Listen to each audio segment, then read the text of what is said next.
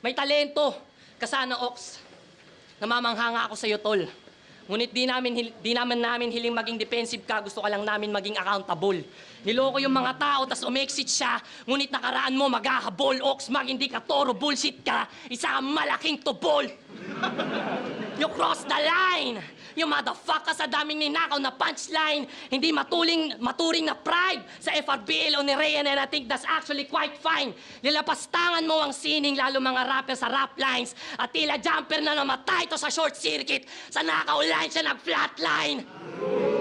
Kaya sige, itanggi mo. Alam kong may halo pang kaba. Tanggi mo lang ng itanggi para mas lalo mong dama. Kasi kung magsusori ka dito, gago, matatalo ka na. Tas kung itatanggi mo lang yan lalo, edi mas lalong talo tanga. Checkmate. Anong checkmate?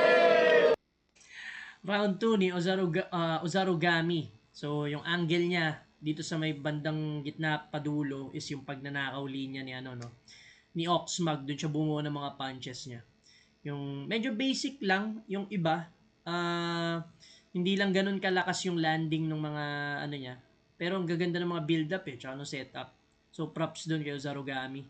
Tapos ano pa ba? Yung una niya pa lang, yung rebut niya, ang lakas nun. Tapos yung pre-med niya about kay kamukha niya si Julia tsaka si Moose ng Step Up. Ganda rin nun.